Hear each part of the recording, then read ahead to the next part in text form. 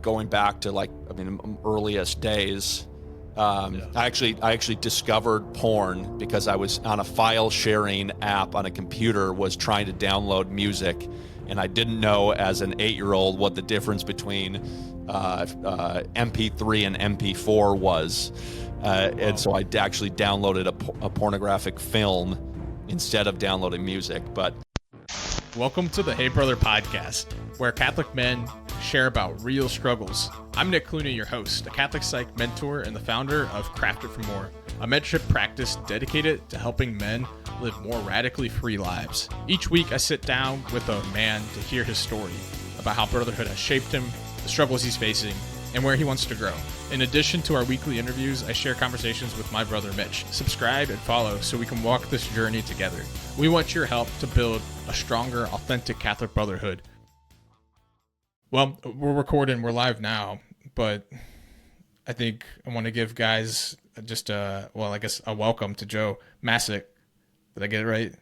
Yeah, that's it. Okay. To join us here for the Hey Brother podcast. I know Joe through Nick, who I know Nick, through net. It's been just kind of like a little connection after little connection to getting guys to come onto the podcast right now. And it's good to have you because you do similar work. You coach men, but specifically for helping guys overcome porn addiction. And how long have you been doing that? Can you take me? I think that's a place to kind of start, to talk a little bit about that. Yeah. I've been doing it officially as the full-time work for about a year and a half.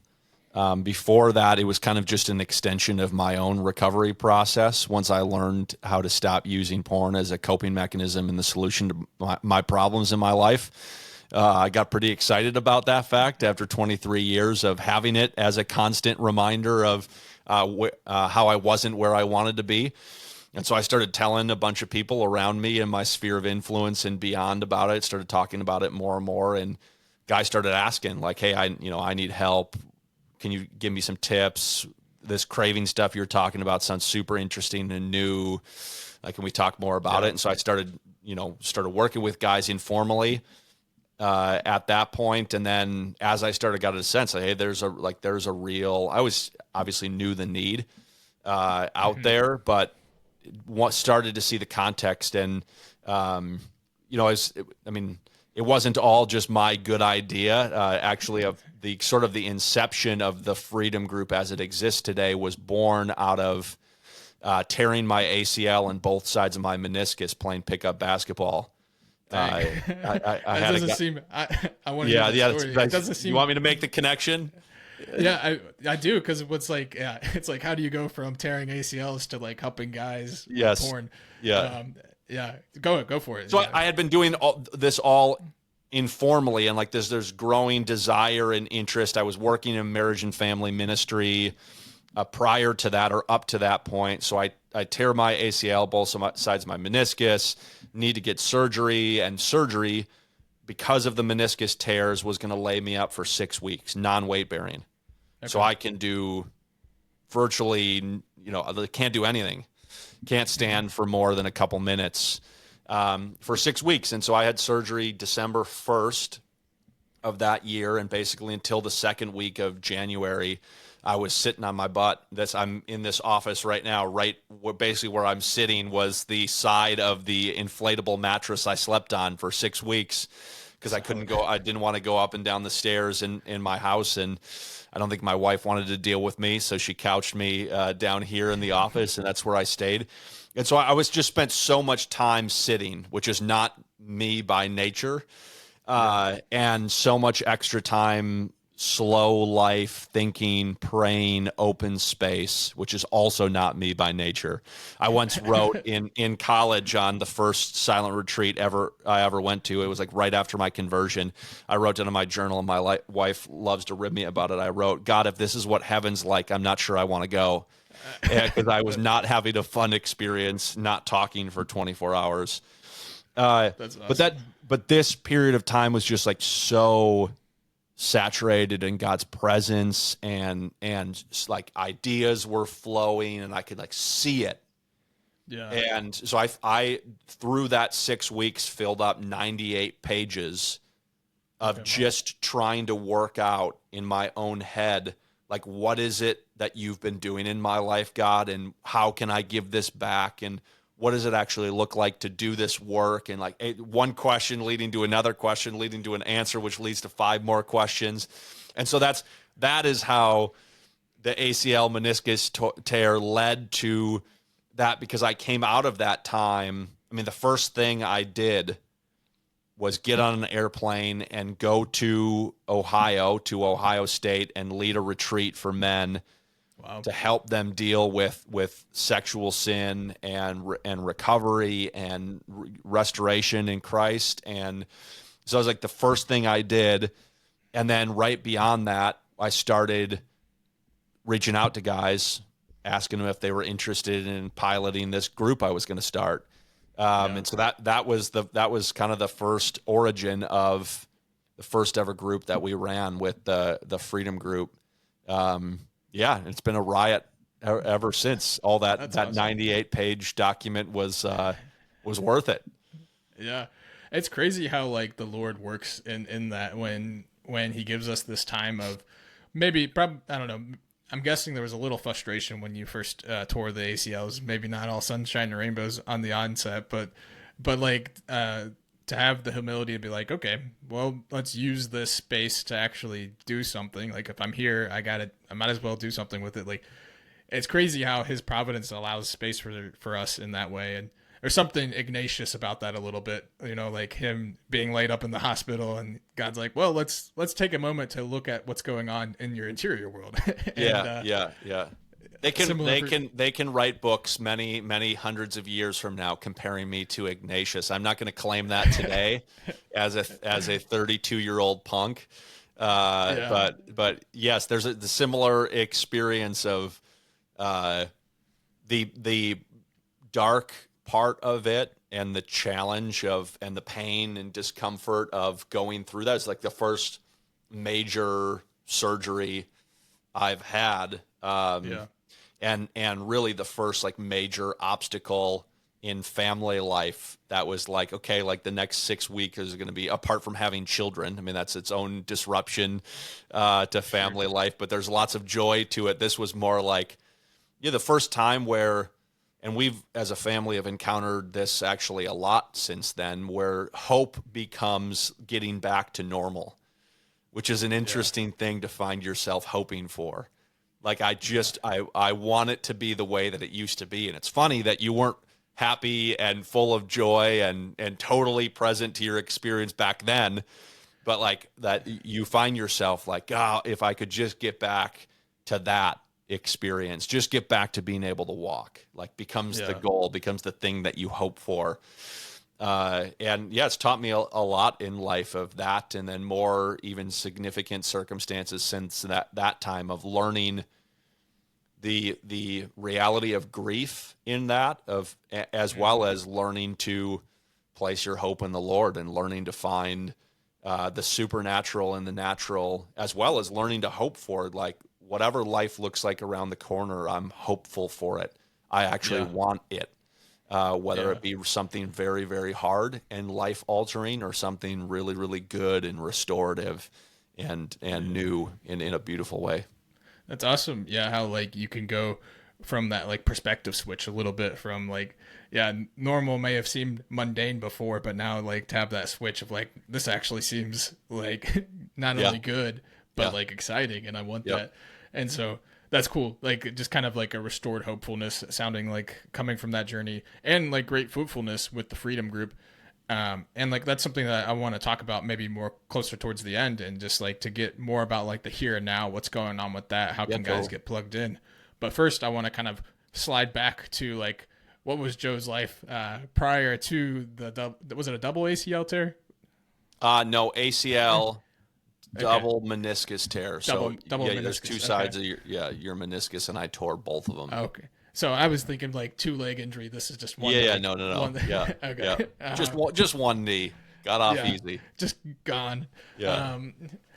But before I mean, like, where's Joe's story kind of like take its impetus at start? And can you walk me through that a little bit? Yeah. You want me to start from the beginning? Yeah. Beginning is great. Yeah. So I grew up here in Minnesota. I haven't made it very far. I think I've I grew up in Shoreview, so it's just north of the Twin Cities. There, up until college, went 20 minutes south. And then we lived there for the first 5 years post-college, and I moved 20 minutes north. And I now live 10 minutes-ish from where I grew up. So I haven't made it locationally very far, but I've packed a great deal of life into being in one place pretty much my whole existence. So, grew up in a pretty classic Midwestern family. I think is my story is it feels a little rinse and repeat in that regard. Was a unique aspect was homeschooled.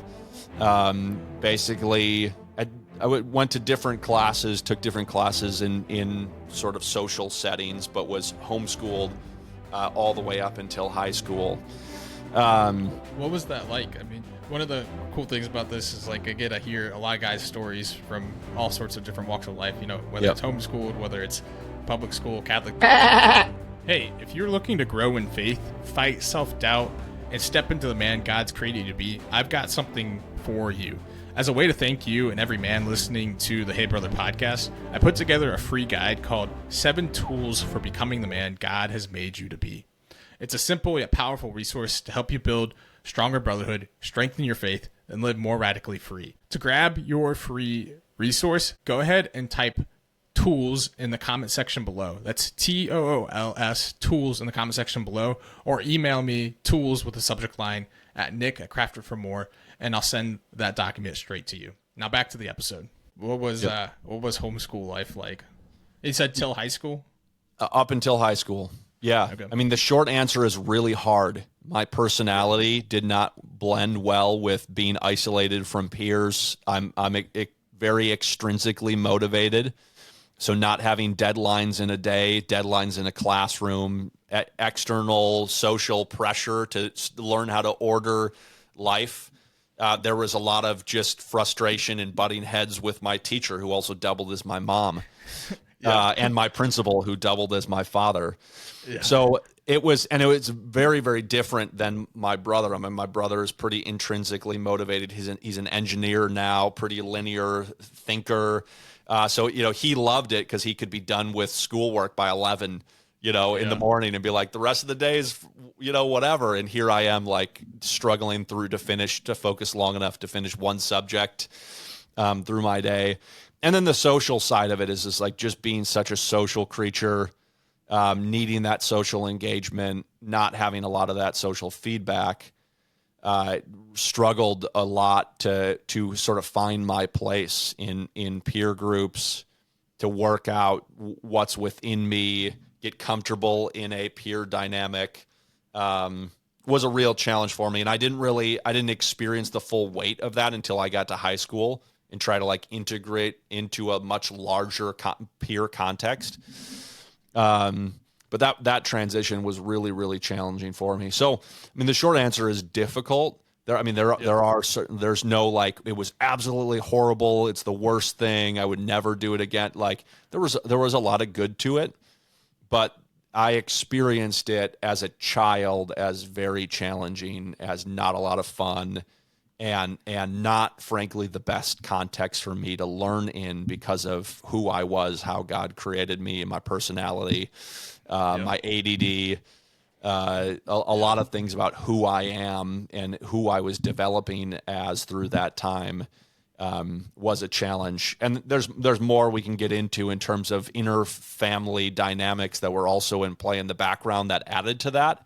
But certainly, as far as school is related to, I think it was a challenge principally because of the personality stuff and just the way that I'm wired. So homeschooled up until high school. I mean, really very typical, I guess, like life as a millennial growing up in a pretty relatively safe neighborhood, outside all the time, huge friend group in the neighborhood, like stuff that just doesn't feel like it exists anymore, like running around to within a 3-block radius to all of our neighbors' houses and playing neighborhood games in the summer growing up, which was like the highlight of our life with 40 to 50 neighborhood kids. So like playing this massive game, like running through 15 different neighbors' backyards, so like just like crazy. So like that was our experience. Now, for a month and a half of Minnesota summer before it's too cold to go outside anymore. Yeah. But like Was that that was. do you Go think ahead. that's something that's foreign in today's world a little bit, or is that still something you see commonplace? Like Oh, we that? live in the suburbs now, and I don't see any of that. And I mean, Yeah. I think it to some degree it has to do with like the kids and media and with just the way kids play today, or frankly don't in that same Yeah. kind of way. But I just don't. I don't think. I mean, a lot of that's continued to be eroded just by how safe parents feel letting their kids like go out into the world, figure it Yeah. out, see what happens. Is like whether it be statistics like 1 in 3 kids by the time they're 13 will experience child sexual experimentation. Well, I don't want to expose my kid to that. I'll keep him inside. Right. Or like, the freak kid getting abducted stuff, that we've seen. I think that's had a major effect. And I feel that I got 3 young kids at home. Like I feel safer when I can see my children, or when my children are in Right. the fenced backyard, in my own backyard. It's like, I know they're there. There's Yeah. peace of mind to that. If they're out of there, there's a lack of peace of mind. And how much can I trust the person down the street? I don't know. I think some of that's eroded because of a number of Yeah. different reasons. Yeah, I feel that too as a parent, like a little bit, like just looking at my kids. I got 2 boys, and like it's just like, yeah, I don't know how. I think there's kind of this intrinsic distrust of society a little bit that's been built up over time. But as you were describing, like what you were describing, that scene of growing up, there was something that came up in my heart that I was just like, like that feels familiar, and like almost like a sadness, like does that still exist out there? Yeah. And I'm Yeah. wondering, like, if there's guys like who've experienced that, who are listening to this now too. I don't think it's a dissimilar feeling, like you kind of started off with, you're telling your story, like the typical Midwest story, right? Like this is that's a part of it too. And yeah, I don't know, there's something really, I think, relatable about that aspect of like, Totally. this was how life was, and then where'd things go from there, from you for like growing up this way. High school was a tough adjustment from homeschool. Yep. What was all that all like? Yeah. Yeah. Moving through high school, I mean, so much of my experience is colored by my experience of sexuality and sexual sin. And I got exposed to porn when I was 7, 8 years old. And it was a part of my life in a growing degree as I was able to access it through middle school into high school, where it peaked in its intensity. As life got particularly uncomfortable during that period of time.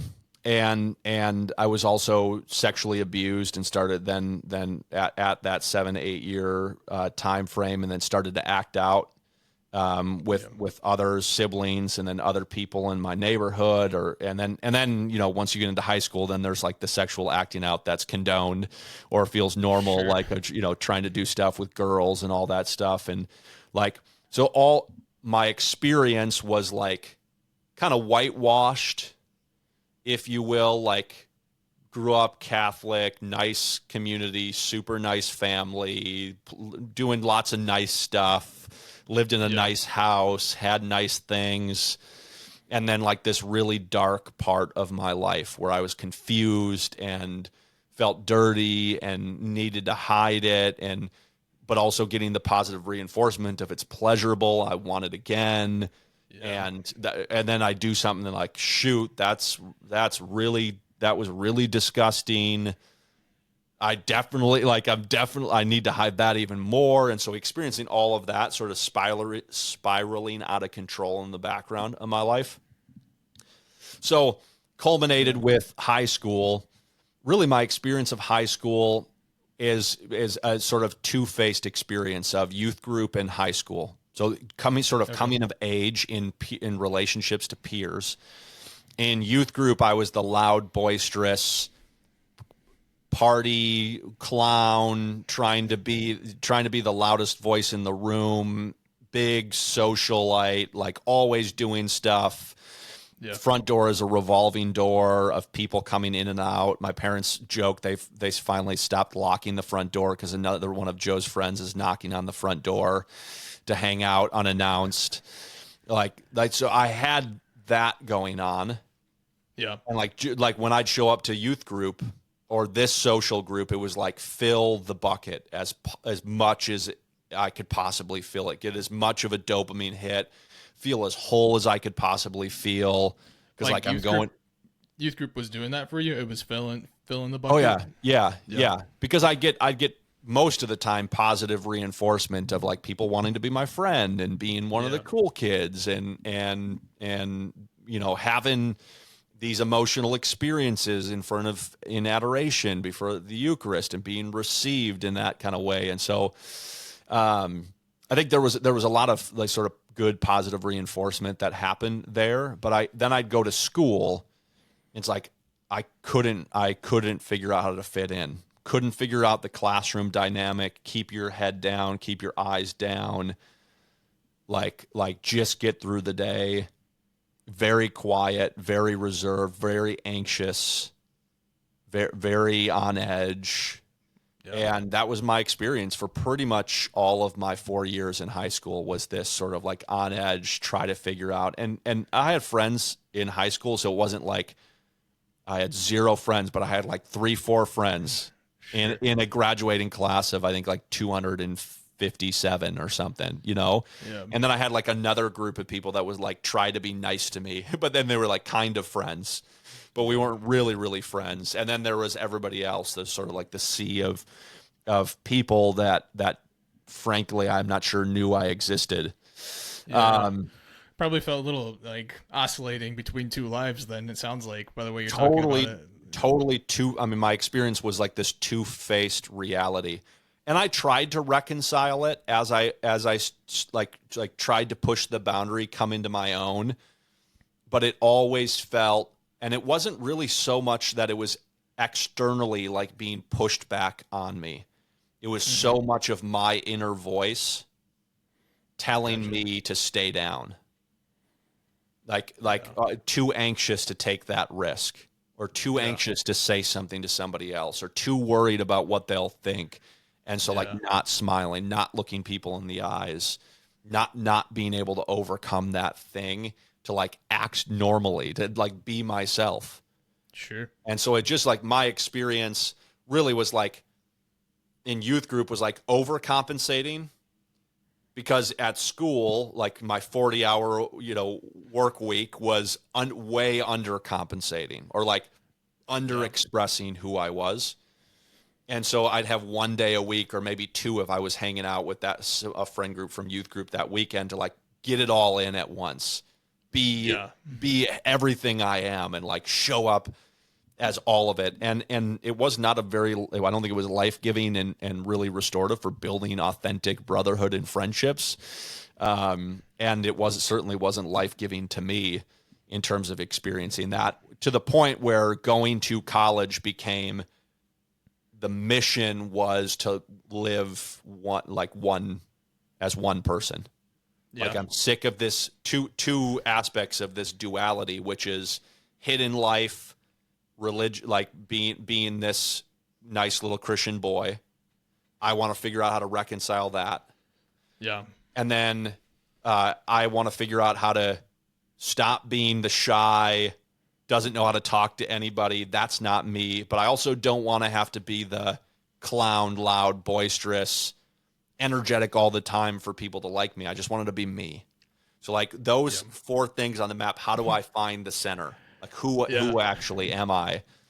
That was really, that was my conscious like dream outcome going into college, was to figure out who I am. That's kind of rare too. Like I think not rare in the sense, I think a lot of guys like come to that identity question in the college years, like high school to college years. They start to ask that question, like who am I? Or they hit a reality that gets shattered. I was talking to my brother about this.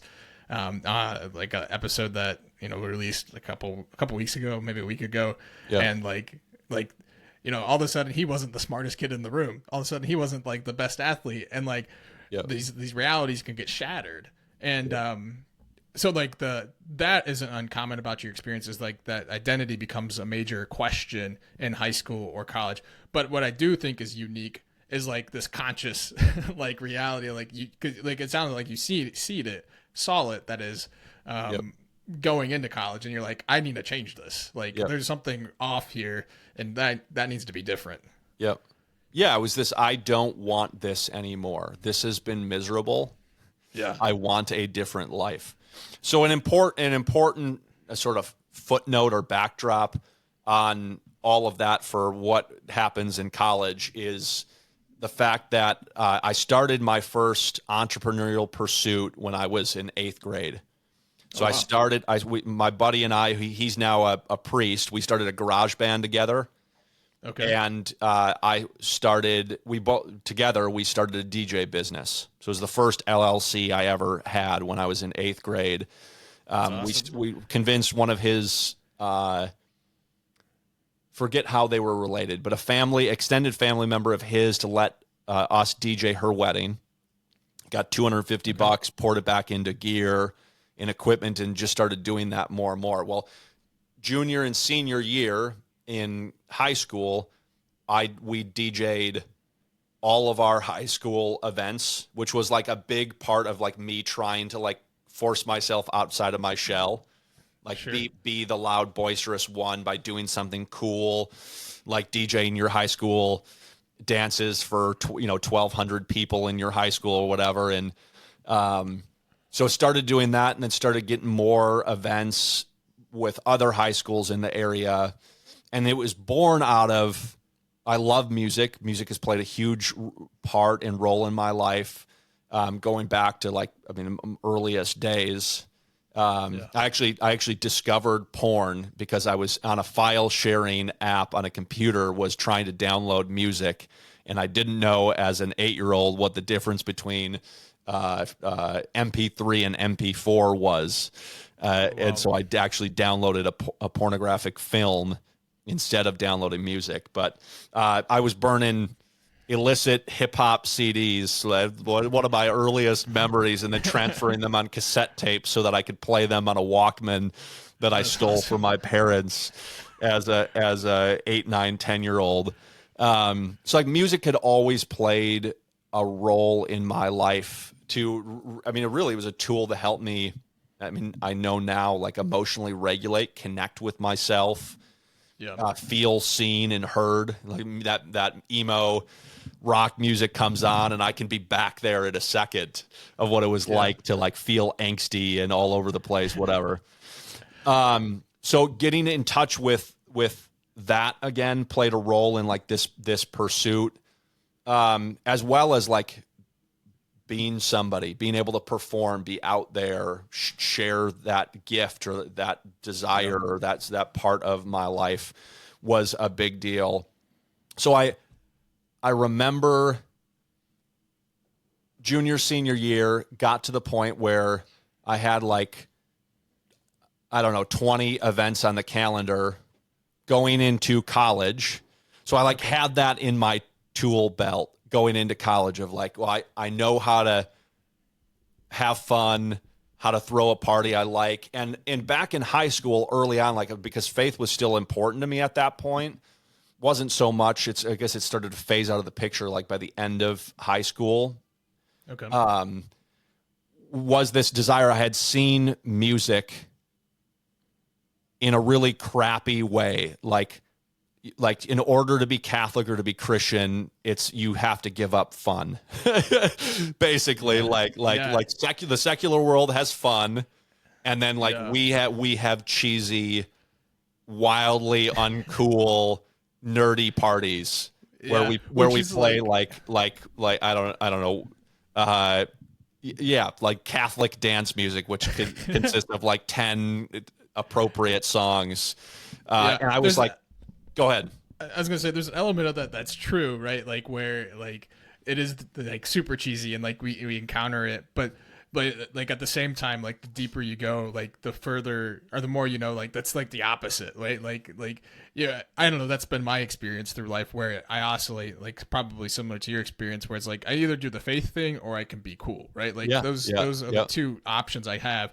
Yep. And it's like, I'm going to try the cool thing first. Yep. And then when that fails, you start to discover the faith. And then all of a sudden you realize, like, actually the thing that my heart was longing for, this adventure, this like coolness, is actually found in something that's more real than what I was thinking. Like it's almost like you feel like you're missing real life when Totally. you choose the faith thing. And I think that's probably something that a lot of guys could relate to on their whole experience. Even now, maybe listening to this day, like maybe some guys listening to this are struggling with that specifically. Like it feels like my faith's just the thing that my wife goes to, or my mom goes to this Bible study, and it seems super superficial, right? Like, Yep. and I don't want any part of that.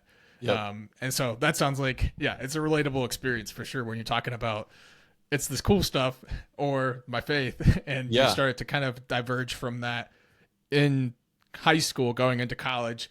And so maybe leaning more into that. Is that what I'm hearing? Like leaning more into that side of things? Well, I mean, the simple, like the problem I was trying to solve at the beginning of all of that was like reconciling within myself is like, I love this stuff and I don't believe I have to give it up to love the Lord too. And yeah, there are boundaries. There are things that listening to that is not good for me, body, mind, and spirit.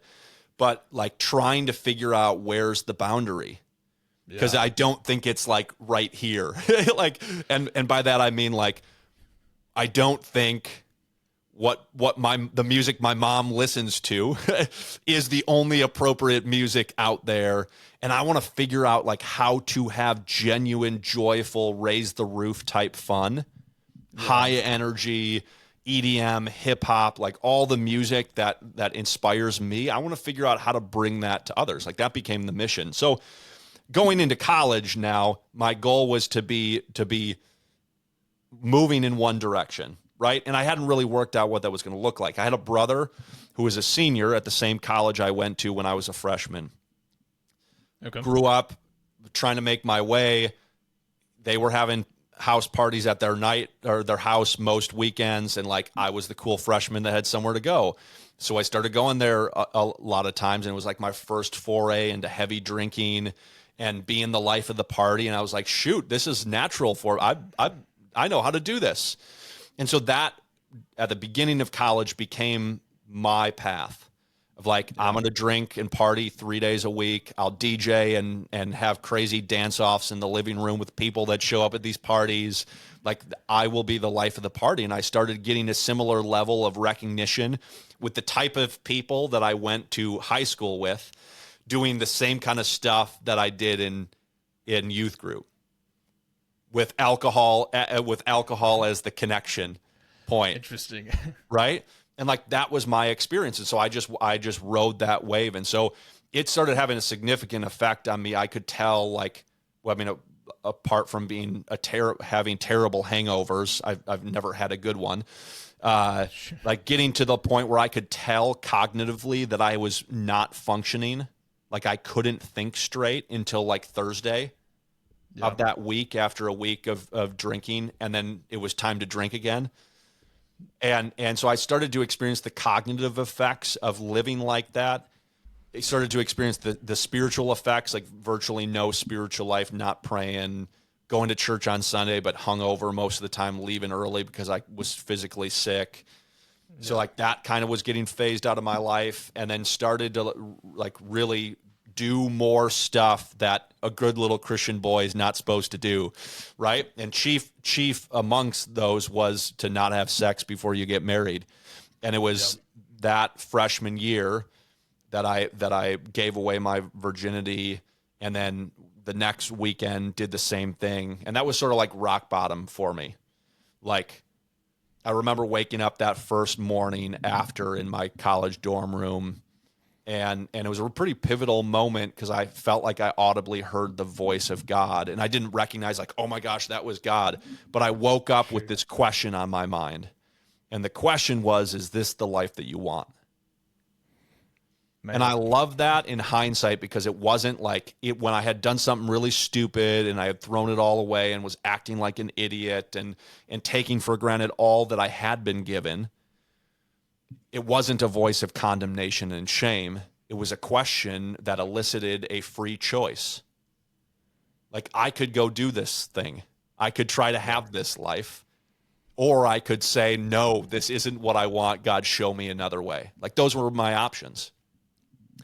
And I brought up the DJ stuff because at that point, in addition to like partying and all this stuff, I had gotten a residency with the top bar DJ in Minnesota at this bar that was like the cool bar for underage kids to go drink at. So like I was going to be the guy, you know, and I was like, I was going to be the guy getting trained by the guy. And if I was going to choose this path in my life to like be that version of Joe, like I was making it, I was becoming it. And that question posed to me in this rock bottom moment after I threw away my virginity was, is this what you want? Are you happy? Yeah. And the honest answer was no, I am freaking miserable. I hate this. I want out, right? And so I went down the street that first weekend to St. Mark's Church in St. Paul, Minnesota, and I got on my knees and cried out to a God I barely knew for a life I didn't know I could have. Went to confession, did my penance, and then went out the next weekend and did it all again. And then went to the same place, and I think this is where it gets interesting for our conversation in brotherhood and why it matters so much to life, because it changed my life. I went back and was like, no, God, I'm serious. Like, I need help. I can't stop this on my own. I'm still in this environment. I'm still going back to do the same stuff. And I hooked up again. Like, I don't know how to stop. I don't know how to help myself clearly. And in short order, it wasn't that week, but it was in short order that a friend of a friend introduced me to a guy who had just left seminary. And he was like normal, cool, like what I think is normal and cool now, like knew how to make fancy whiskey drinks and like knew what bourbon was, wasn't drinking Everclear and UV vodka. He was drinking like bourbon and scotch and it was sophisticated and was like normal and cool, but he loved Jesus. Yeah. You Is know, that new for you? Something that you hadn't experienced before? Never had I experienced a guy who was like normal and relatable and a guy I wanted to be like, who also loved the Lord. I don't never experienced that before. Yeah. Somebody that I looked up to and for multiple reasons, not just like, oh, they're holier than I am. Right. It goes back to like that desire for within music of like, I want to figure out how to have a really fun time and not lose my soul doing it. Right. It's like, I want to figure out how to be a man and not end up something that I hate along the way, or like having to spend the rest of my life on silent retreat in order to get it. Like, I want to figure out how to reconcile these things within me. And he was the first guy that started to show me what that looked like. And in short order, I started getting invited to meet other guys that were friends of his, and they were all the same. Like played on the football team, or had played on the football team, or, you know, these interesting experiences growing up, and just got introduced to these guys that were like average dudes, normal guys, like the guys I partied with, but they had given that up and had boundaries in their life and were on the path. They certainly weren't perfect, but they were like, they wanted to follow Jesus, and they were willing to give things up in order to do that. And I was like, that's awesome. I need to give things up to do that. Can you show me how to do that? Right. So I get invited. Was there any sort of resistance to like that invitation, or was it like as soon as you saw it, it's like, I want that and I'm gonna go for it? Yeah, I think the answer is no, because what they were inviting me to was something I desperately needed. I mean, the first invitation was like, hey dude, come over to my house. So I'd go over on like a Saturday morning when I was feeling hungover and like terrible, and the guy would just like sit and talk to me for 3 hours while he's making breakfast and like talking about life. Just like, I mean, what I know now is like discipleship and evangelization, but he's just like, how you doing? Oh, I feel freaking miserable. Why? You know, like is life making, you know, like was life making you happy? Why are you doing that? You know, like, and so there wasn't like, hey, you have to come to this Bible study now, and you have to change the way you do this and this and this. It was just like, hey dude, you seem cool. Let's hang out. Yeah. And it was the relationship and him being who he was and inviting me into that I started catching stuff from.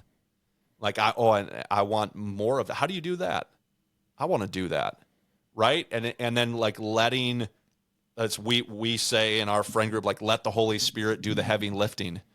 Like Sure. it wasn't his job to get me to stop drinking or like figure out how to have that conversation with me. It's like, Right. he just waited until the Holy Spirit was like, you should stop that. Yeah. You know, like, I don't think that's making you happy.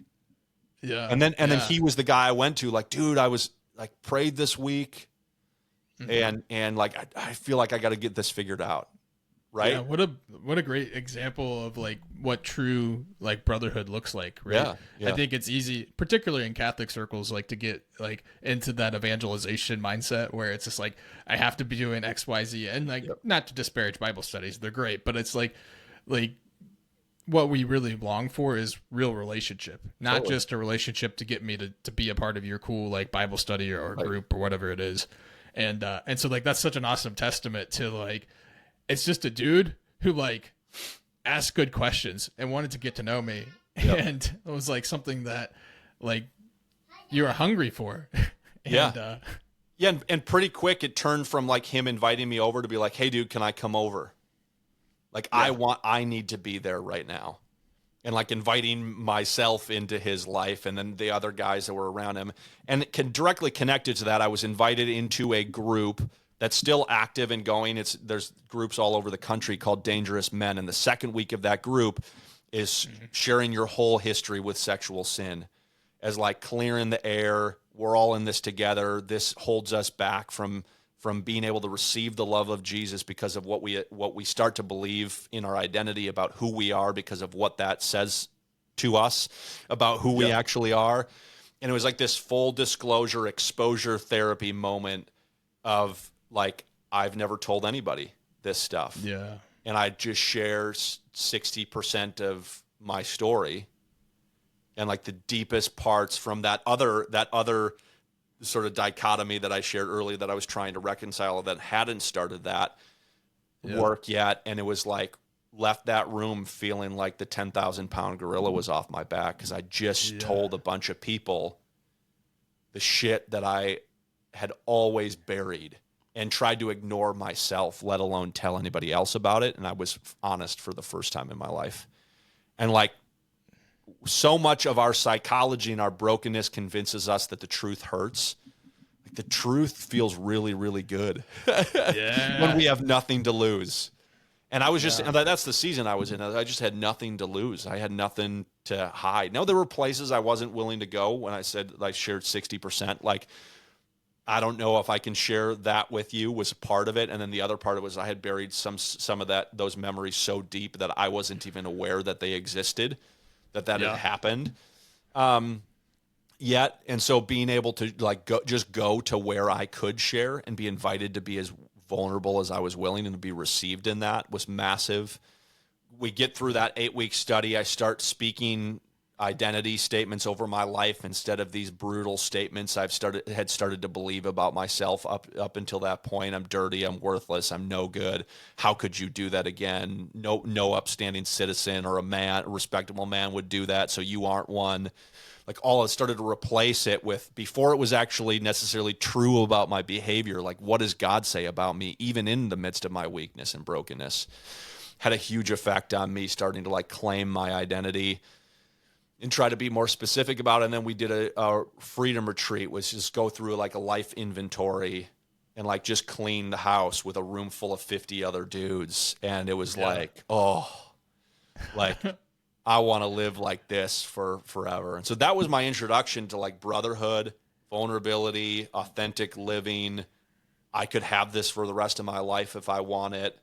Ready, set, go figure out how to have it, like in your day-to-day life. And so it just super blessed. And like, I don't think there's been a moment that I haven't been aware of how lucky I am, like going from that really hard place to like get dropped in this like perfectly made, tailor-made group to address the things that were my deep, dark stuff. And then to have brotherhood on the other end of that, or like, oh, by the way, now you can live with these guys 24 hours a day. Like, and they know who you are and are going to learn how to help you become who you were created to be. Like, It's such a gift, and really became from that point forward is like as that overflowed into the work that I've done from that point forward became about figuring out how to hand that to others, which sort of brings me up to where I am today. Yeah. Wanting to be able to lead those groups in college and beyond college, and my work as a college campus minister, lead those types of retreats for guys. And that same sort of methodology of retreat was the same thing I went the 7 weeks after I tore my ACL, was that same retreat that I had gone on when I was going into my sophomore year in college back then. And so just feel super honored to have had that. Yeah, that's awesome. That's like, I really love like hearing your embrace of vulnerability. Like you comment and saying like you're super blessed to have received like that kind of brotherhood, right? Yep. And that's absolutely true. I think it's so easy to kind of underestimate like our the gift of brotherhood and how much that plays a critical role in our transformation as men. And it's like something that we all, I think a lot of guys are lacking, and that's one of the impetus for this podcast is like, hey, like go get into relationship with brothers because it's gonna change your life. Yeah. And your story highlights that. I also want to like really, like, I think your yes plays an important role in that too. Like even if it felt easy, right? Like you still said yes to these opportunities of brotherhood, and I think that's huge. And like maybe even bigger is like yes to vulnerability, which is like the true catalyst for authentic brotherhood. Is like how deep are you willing to share? That's how deep your brotherhood is actually going to be. Yep. And so I appreciate you sharing from the very start of this podcast, like how deep, or not deep, but how free you're sharing. And I know this is what you do, and it's taken some time, but it's still not easy to share. Yeah. It gets easier over time to share vulnerably, but like that's such a great testament to every guy who's listening. Like when you share vulnerably, like things start to change. You start to show up. You start to be the person that you actually are, right? Like instead of hiding behind this door or that door, or what personality do I want to like put myself into? Like, no, I'm going to shed that and just show up and be Joe, right? Like that's what I want to do. Yeah, totally. Yeah, I think there's a few reasons for it. It feels easy for me now. It definitely wasn't along the way, for sure. And like I think harder than being honest and sharing like in the public about who you are, the harder thing for me was like choosing to do the work.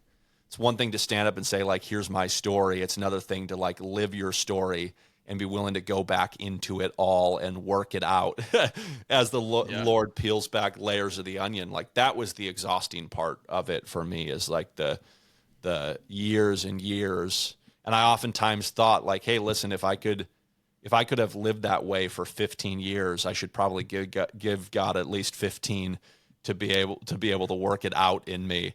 Sure. And it's been pretty true. I mean, I certainly would say I'm far from total integration and healing today, but where I've come from, what I was like when I was 21 is also remarkable and amazing and such a gift to recognize and to, I appreciate you honoring like the courage it takes to choose that and to want more of it and to not tire of like, I don't know, I'm done with it. Because I've seen friends of mine do that too, as like they were along the journey with me, and somewhere along the way it was like, like mushrooms and psychedelics are more fun.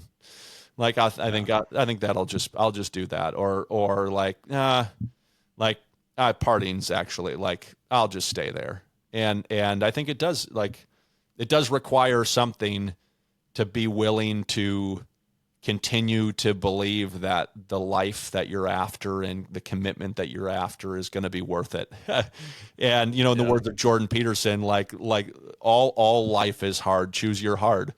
And I think I've always kind of looked at it that way, as it's like I've had a lot of fun and some amazing experiences in my life, and such like more by far following Jesus, of like, how did I get here? How do I have permission to be doing this right now? Like, this is flipping amazing. And like, wow, like following Jesus costs a ton, but I don't, I mean, I think I think that's true of not following him. I can manufacture moments of pleasure, and I'm gonna come up against a whole lot of misery, and I'll take what Jesus has offered me over what the alternative would have been if I had said no every day of the week. Yeah. Yeah. And I think it just makes sense in the context, like the misery makes sense in the context of Christianity so much more than the context of the world, right? It's like, yeah, the only thing you can do in the world is like run from the misery. But like when you take your misery into Christian context, yeah, it sucks just like it sucks in the world, but it's transformed into something that's life-giving. 100%. It's transformed into something like the Freedom Group. Like, like it's transformed into like some really, really amazing things. And so, yeah, thanks again for just coming on and sharing. What I want to kind of wrap up with is like, what's one area you want to grow in as a man? And then I also want you to plug Freedom Group and tell me what you guys are currently doing, working on that, and we'll wrap things up from there. Yeah, totally. Well, I'll answer the second question first so I can stall while I think about the first one. There we go. The work we do is all about helping guys cycle off the craving to porn. What I found in my life is that I did a whole lot of work to try to stop the behavior through the approach as if it were temptation, which is to fight or flee from it.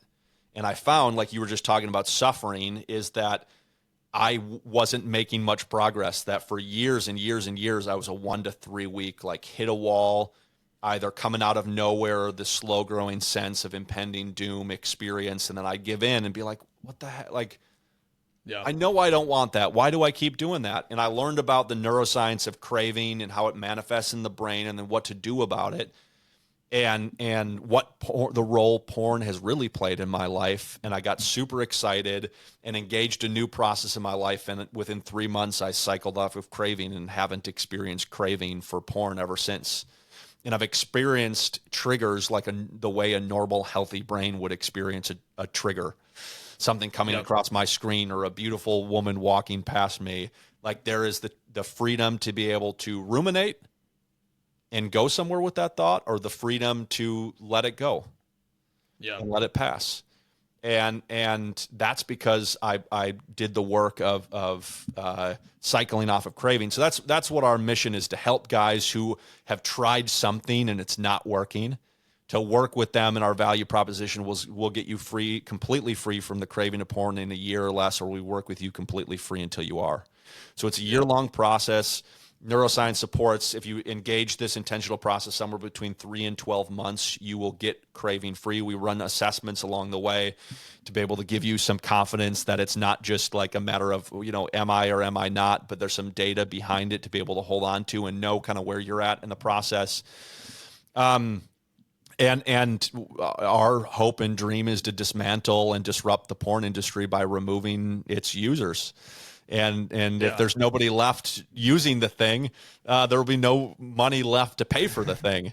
And it won't be the largest industry in the country anymore. So that's our hope and desire, and wanting to link arms with as many people in the church that are doing that same thing and build an army that is getting to the army of men that really is desperately wanting to be free and is not sure how to get there, to offer that to them. So we run kind of a turnkey coaching process with guys that they're on group calls, they're working with us individually, and then they're paired up with somebody else in the process. All the information that they need unfolds over the course of a calendar year to get completely craving free, that we unpack in those group meetings. And then daily habits. Everything is housed in an app, and we've packaged it with a nutrition plan, a sleep plan, fitness plan, and give a lot of like holistic advice. And it's not just about like biohacking or like life hacking your way to freedom, but it's about understanding that you are a whole person, body, mind, and spirit. And this is a whole person approach to building a life where you no longer need the solution to porn to fill in for the problems that you are coming up against and confronting in your life.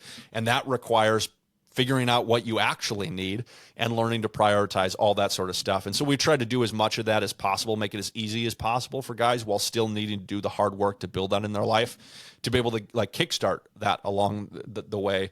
So that's kind of our like hallmark process and approach. We deploy that in different ways in organizations, working with larger organizations and churches and communities to be able to try and help them still bring that to their audience. And we do that kind of in a one-on-one approach. We have retreats. We have next month, we have our March intensive. Guys are going to this beautiful house in Estes Park to do some deep healing work. We still have a couple spots left. If anybody's interested, they can come with us to that, March 18th to the 22nd. And then we have an outbound, a coach on our team who's spent like half his life in the wilderness in Wyoming and Montana, is taking guys out of BV, Colorado, to do a wilderness backpacking trip for 4 nights in July. So more information will be coming out of that. But again, it's just about to do that work that for me started back in college and has continued into adulthood, to kind of do all that at once, to just to be exposed and then to put the pieces back together. A guy used the analogy of like a junk drawer. In order to clean out your junk drawer, you have to open the drawer. You have to take out all of the junk and set it on the counter. And then you have to start putting the pieces back together to be able to move it back to order the way that you want to. And you can't skip a step.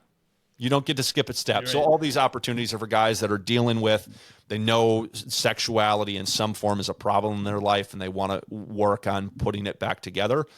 One of these contexts will help them do it, and that's what we're there for. To answer your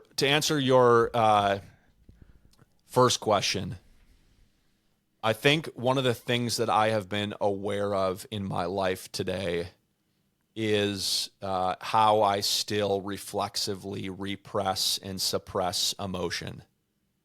That I go through seasons of time moving through hard things. I don't escape it anymore, but I still hold on to it. So it's learning what is the masculine appropriate way. And I know I know all the information, how to do that, but how do I do that in my lived experience? And most of that is sort of housed for me in this season of life that God has for my family. I'm married. We have 3 kids. Our second oldest was diagnosed with a malignant brain tumor last year. Spent 4 weeks in the hospital, 2 major brain surgeries, radiation for 6 weeks where I lived apart from my family. He and I every day going to get him sedated and go through radiation. Came out of that, got a little bit of a breather, and now we're going into chemo as like the last phase of this, hopefully the last phase of this process. And God has been so in it all along the way. And it's like, to your point of redemptive suffering, like this time has been saturated in purpose and mystery, but it's also been really, really hard. And learning to let grief come when it comes and not resist it has been hard. And then learning to invite other people into it. Like, not everybody in my life's going through this, but how do I turn to a buddy, even a best friend, and be like, dude, I need you to help me figure out how to cry. I need to be able to process through what I walked enough that I can like get back there and grieve. And that feels super vulnerable in a new way, in a way that honestly, even after all of that stuff, is still new for me in a lot of ways. And there's still a lot of resistance too. But there's just so much invitation. So learning how to do that with my wife, learning how to do that with other men in my life, learning how to get support in my life, to have space and like a container for that stuff to come up and come out of me, I think has been the big thing that I'm working on in this season. And sort of attached to that is anger or like tensing up has been my physical and psychological response to not doing that. I don't want that in my experience. I don't want that for my wife. I don't want that for my family. And they've experienced some of that along the way. So just being able to learn how to like let that stuff go, using the tools that I can apply in my own life, and then, in relationship, how to invite other people into it. So that's probably what I would say. Man, that's a great answer, and thank you for sharing that. It's like, it's so easy to run away from the emotions, and like your answer is like, it's not an event but a process, and like you're years along in the process, right? But there's still work that's being done, and like turning towards that emotion, and like anger, that stress. It's almost like the last doorkeeper before like actually feeling the emotion, right? Like it's like everything else I used to run away from it, that's gone now, and now like this anger is like that last last thing I can hold on to keep it from like actually being real. And it's and then like you're challenging yourself to let go of that is like a really good inspiration to me as a man, and to like every guy who's listening to this. I want to wrap things up here and invite guys to check out the Freedom Group. thefreedomgroup.co is the website. Yeah. Yep. And I'll throw that in the show notes for people to check that out. And just want to thank everyone who's listening to this episode, watching this episode. If you guys have been blessed by this episode, please subscribe. It helps us get this content out in front of other guys, and helps you stay notified when we launch new content.